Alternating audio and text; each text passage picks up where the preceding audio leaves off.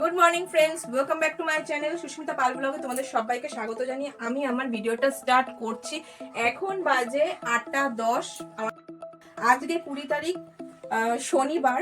তাই আমি আজকে মেয়ের সাঁতারের আজকে কম্পিটিশন আছে, তো সকাল 10টা থেকে পরীক্ষা শুরু। এখনই আমরা খাওয়া দাওয়া করে বেরিয়ে যাব, না হলে আবার সমস্যা হবে। বলেছে 9:30 পৌনে 10টার ভেতরে ঢুকতে, তো আমাকে এখনই না রেডি হলে আমি বেরোতে পারবো না। আমি ট্রফি নিয়ে আসবো। ও জিতবেই, ও প্রমিস করেছে আমি জিতবই।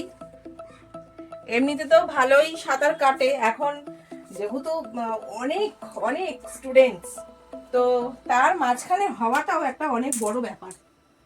তা যাই হোক, হতেই হবে এমন কোনো কথা নেই।